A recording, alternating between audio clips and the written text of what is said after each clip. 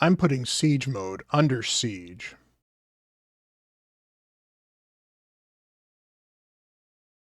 Hello, everyone. Bront, CatHerder here. We're having some fun talking Raid Shadow Legends, except I've got a little bit of a rant about siege mode. Siege mode was interesting, but there's a lot of problems with it. There's some pretty serious flaws that are interfering with players having fun, interfering with players having rewards, allowing players to cheat, and overall, there's just a lot that Plarium could do to make this session better.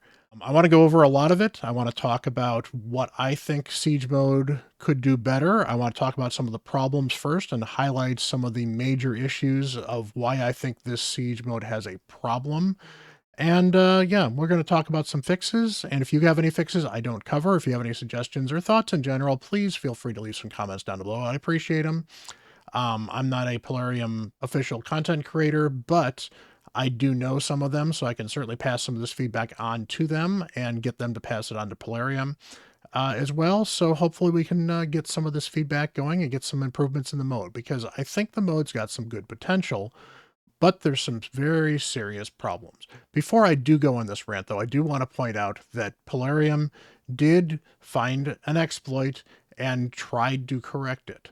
We'll go into that a little bit later, but they did actually find and try to correct the exploit and try to remove any of the ill-gotten gains. They didn't do it fully, which is problematic, but they did try, so that I appreciate that. They also made a very big change to rewards. Initially, there were 5-star gear in the rewards, and they basically also had to redo how many fragments you could get of the champion and some of the other chest things as well. They redid those significantly and made major boosts to the rewards. So the rewards now feel okay. They're not like absolutely amazing, but for a mode that doesn't take an awful lot of time, they're not bad. So let's get into it. Let's take a look at some of the problems. And again, props to Plarium for at least listening on some of this stuff. So hopefully they are open to listen about some of this other things. So first off here, I just want to stop in and show the upgrade of the Stronghold. The Stronghold takes 10,000 florins to update. And if everybody in your clan donated, you would have 6,000 florins. Now, there was an exploit that allowed people to get additional florins and additional mana, and some people used that to donate those florins, and then some clans upgraded their stronghold. So some clans had a stronghold of level 2 and other buildings at level 2 as well. This is a problem. Plarium needs to fix this. And I think, honestly, the only way to fix this at this point in time is to probably wipe all progress and start all over again. We'll talk a little bit more about what they can do and why that's going to need to happen, but that's just one of several things that's going to be a problem, because it gave several clans an unfair advantage, and that's a problem. One of the problems that we had, and I'm in my main clan here looking at this at the moment, there were people that had trouble getting victories. And what I mean by that is, if you look here, we have attack victories sorted, and we get down here and we have a couple people here that have 0 attack victories and 0 defense victories.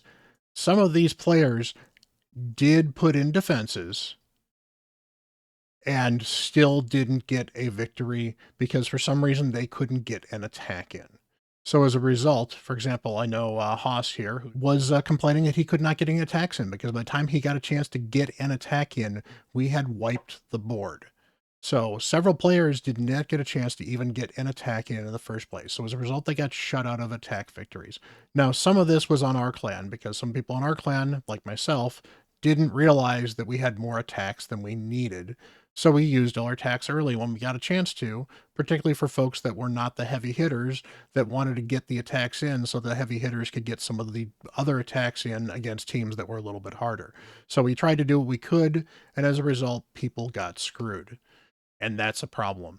What Plarium needs to do something about this, because what you have is you have people that can participate, do everything right, and because their defense isn't even gotten to, because they're defending something farther in or just something that never gets attacked, and they couldn't get an attack in because they're in a bad time zone, they got 0 rewards. That's a problem. And while we're talking about that, that's one of the other issues as well, is that if you never got attacked, you never had a chance at a defense win, and you got bonuses for getting defense wins. People that never got attacked need some way to get rewarded because it's not their fault that they couldn't get a defense victory if they never get attacked in the first place because the other team can't get past some other defense. That's in theory a good team strategy to prevent people from getting attacked. So as far as the rewards go, there's a problem with the rewards as well. Now I'm looking at my mains rewards right now. As you can see, I got a ton of mana and I got some florins, but not a lot. I got 160 florins. It's okay. It's not great. It's definitely less than the 200 we got previously. Meanwhile, if I flip over to my alt here, I got only 110 florins and 205 mana. That's nowhere near as much as we got the previous time. So this clan, which to be fair, we still didn't win, but we didn't lose, unlike my other clan, which actually won, we're in much worse shape, having not won the match and not lost, because we lost more buildings, because we didn't get the high rewards. We're going to be at a disadvantage in the next battle, which is going to make us possibly more likely to lose the next battle and continue to spiral onwards. The rewards didn't seem like they were enough. They seemed difficult to get, particularly if one person was able to help, but as a clan, we struggled for some stuff. Definitely problematic. And probably the biggest problem with those rewards is the repair costs. It's 2,000 to repair a mana shrine. And without the mana shrine, you don't get your mana back. And if you're going to lose this every siege, and you're going to get maybe 3,000, maybe 3,500 as a clan florins, maybe even 4,000 as a clan. But 4,000 for a clan is for the clans that did really, really well. Clans that didn't do very well, I got 110, and I did better than most of my clanmates. We probably got 2,000 total florins put in our clan, which means we can barely just repair one building. It's going to cost 10,500 florins to repair all the buildings that were damaged in the previous siege. And if we're earning less than 3,000 florins, we can never catch up. And of course, if we continue to lose more and more buildings, we'll never catch up, let alone we'll never get a chance to repair anything. Heaven forbid we had lost our stronghold. The stronghold costs 5,000 florins to repair. These costs are excessive. And finally, as far as problems are concerned, I want to talk a little bit about player engagement on this. Honestly, several people found this enjoyable and interesting without some of the problems. And obviously, there are some flaws here that are going to cause a problem with it. But the defense time was way too long. The fact that it was almost 2 weeks of sitting around doing almost nothing. Some people spent maybe 10 minutes on it and we were done. Obviously, there's some planning that can happen, but none of this planning can actually happen in game, so that's problematic. The attack time also, on the other hand, felt way too short. It felt very rushed because you had 2 days to get it in, and if you didn't get in an attack in those 2 days, you were screwed. And some people got screwed anyway because people that were worried about it got all of their attacks in thinking they had to get all of their attacks in. While I get that there's extra attacks in case somebody fails and can't retry enough to actually get past something, so you actually will occasionally need more than just the minimum 60 number of attacks. If you don't have that problem, you have up to 10 people that can get shut out of attacks, and that's problematic. And honestly, there's still some confusing issues with this. Some of these buildings are damaged. I understand that the damaged buildings, I can't put in blessings, but some of the damaged buildings, I'm not 100% sure what happens if I don't repair them. The mana shrine, do I not get mana for not protecting that mana shrine if we don't repair it? Does that mean literally we're going to be short mana until we can finish repairing that shrine? I actually don't know, because all it says is building functions don't work if it's not repaired, but it doesn't say very clearly what the mana shrine's building function is, as well as some of these other places as well. We're badly damaged. We're not going to be able to repair everything, and it's going to be really hard for us to not only coordinate where everyone is donating the florins, but how we're going to manage. And on top of that, tracking is really kind of a problem as well. The tracking, the battle reports are not good. It's very hard to see where somebody failed, who was fighting what, without going into each individual building. It would be really nice to see a battle report where you could take a look at a player, take a look at, say, their defenses were posted at post X and post Y. This person lost here. This person won these defense battles. This person didn't get attacked, and vice versa for the offense. Plarium can do more with the rewards In fact, they do something similar to Hydra. So they could do something similar to how Hydra works, where they show the 3 teams or all your offensive teams and all your defensive teams per battle. It would make it a lot easier to track so that people in guild leadership could not only see who is and isn't participating, but could also find out who was effective and who wasn't effective without having to dig through every single building and every single piece of history. Plus, all of that attack data is gone. I couldn't look up the attacks if I wanted to. At least I haven't figured out how to look up the attacks because we're no longer in the attack phase. So I can't look at a post-op and see what attacks were there, what attacks weren't. So maybe even leaving the attacks up for a day once it's done would be kind of nice rather than just resetting everything right away. All right, so I talked a little bit about some of the ways that Plarium can fix this, and I don't think this mode is screwed. I don't think it's going to cause major problems if they fix some of this stuff. But first and foremost, repair costs need to go down at least 5 to 10 times where they're at right now. The building that costs 2,000 florins to repair, if that only cost 400, it would be achievable. If it only cost 200, it would be very achievable, and you could coordinate that easier. People would know to donate to repair buildings first. It would be super easy. You wouldn't have to focus on one building. And the end result would be on even you got lost absolutely everything. Yes, you might not be able to repair everything, but if you lost almost everything, have a chance of possibly recovering enough to have a fight in the next battle. It would feel better. And then, yes, the big problem would be that for losing buildings, you would basically slow down your progress to grow the building, so you wouldn't be able to improve them. Right now, there's no reason to improve buildings if you literally can't keep some of them up. And if you're going to constantly be throwing all your florins to repairing one of several buildings that had a problem, that's a major issue because you're never going to catch up. Because at some point in time, someone's going to destroy an extra building. Now you're down one more building. And if, of course, you've leveled something up to level 2 or level 3, and then that building gets destroyed, I don't know if that becomes more expensive. And if it does get more expensive, you're even more in a hole because now you're down all those florins you donated to raise that building, and you don't get the benefit of it. So major, major problem. They need to fix repair costs. Repair costs are way, way, way too high. Mana rewards, I think, need to get revisited as well. As I said, the winning team got 670 mana. My losing team got 205. We didn't attack any of the mana shrines because we couldn't get to them, whereas we lost a mana shrine. So the other team got a lot of extra mana, and we lost out on a ton of mana. That's going to put us behind, making it that much harder for us to defend the next time. This is really a mode that is really designed to make the rich richer and the poor poorer. And I think it's going to become very bad very quickly, where the people that are losing are going to feel like it's hopeless and leave. And I think that's a problem. So they need to make sure that they balance.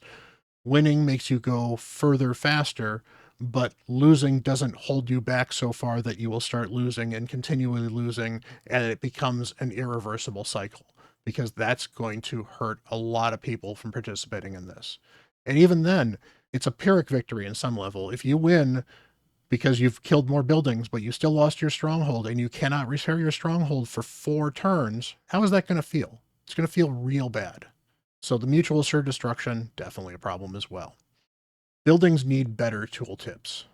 They're confusing. The document's hard to find. There is a document. They do actually have a really good document on this in the game. You can check the eye. It's long. There's no good scroll bar, so you can't force scroll up and down easily. You have to scroll manually by scrolling within the scroll wheel or just scrolling up or down with your finger.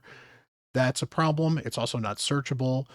I understand they've done the best they can, but if you put little tooltips in each building, so the Mana Shrine had a tooltip that specifically either went to the Mana Shrine section of that document or just had the Mana Shrine section of the document, you could read up on what the Mana Shrine does and every detail about it. Same with the posts, same with the defense tower, same with the siege tower. You could make this so much more accessible by adding a little bit of tooltips or even just a little bit of quick description up here. You've got the room for it. Go up here. You've got some room up here to have a quick brief of if this building's repaired, this is available, or something like that. Right now, in order to figure out that this is not available, I do have to click on it and it says bonus cannot be set in destroyed buildings. This, I guess, is not as bad, but explaining what these bonuses do and how they're put out here would be helpful, because these bonuses can only be put out there by the clan leaders, whereas These POTUSes on the posts can be put out by the individual, and some people don't understand what they're doing with these, so they can't put them out in the first place, and that's a problem. I mentioned before the attack problem where there's not enough time to attack and there's not enough chances for some people to attack so people can get locked out. A couple of options for that. One, if you are not attacked but are standing at the end of the defense, that should count as a successful defense. Or even just any team left standing should count as one successful defense. That'll add an extra defense to anyone that hit a couple of defenses.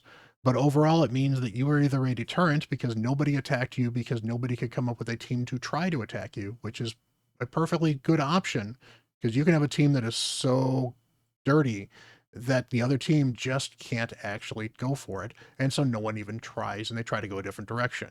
And if that stops you from losing a mana shrine, but you lose the rest of the fights, well, you didn't lose the mana shrine, so it still worked and it's still contributing. So credit for defense when you aren't attacked or you're standing would be very helpful. It would also allow players who put into defenses and couldn't get those attacks to get something out of it. The mana shrines have an ability so that you can go in and rebattle everybody in a mana shrine. So once a mana shrine has been conquered by other teammates of mine, I can go in and battle all 6 of those teams in the mana shrine. And if I win, I get extra mana orbs. And if I lose my one attempt at it. And that costs absolutely nothing. However, if you don't get to a mana shrine, you don't get that chance. And if you do get to the mana shrine, if you don't capture it, I guess it doesn't happen. But those attacks should still count as actual attacks for purposes of qualifying for victories. Because yes, you're not actually going to be counting towards the victory of conquering one of these towers, but at least you're getting some mana orbs that you can then give and complete to the team later on. So at least it gives you a credit for doing a attack, and it's a way to prevent people from getting locked out if you wrap everything up and kill everything. On top of that fact, it would be kind of nice if these victories also gave an option for how many times you attacked. So, for example, I actually lost one of my attacks and used one of the rebattles, and that worked just fine. But say I didn't, in fact, we had one of the players in one of the games, one of the players in one of the clans had an issue where he lost all 3 of the offensive battles, and the rebattles weren't helping him either. So as a result, he had 0 successful attacks, even though he put a defense in. Now, he ended up winning on a defense, so he didn't get screwed out of too much. But if he had lost on defenses as well, he participated and tried. And on top of that, that's helpful for me as a clan leader to know that, hey, this guy's not winning stuff, but at least he's trying.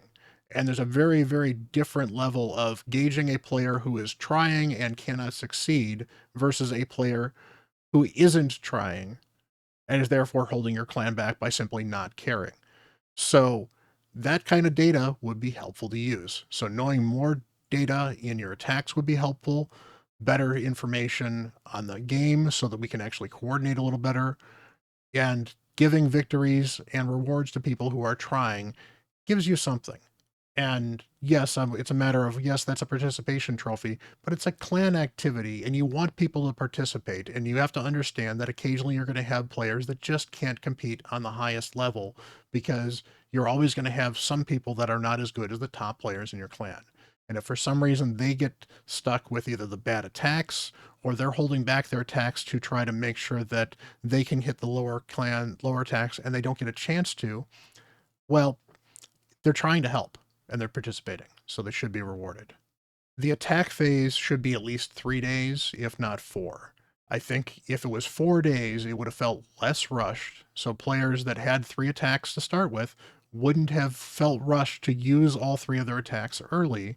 And what would have happened is you could have had a much easier, okay, I'm going to wait for somebody else to hit this tower. I'm going to wait for somebody else to hit this tower because this tower is too hard for me, or this tower is too easy for me. So I'm going to let another clan member who can hit that tower hit it.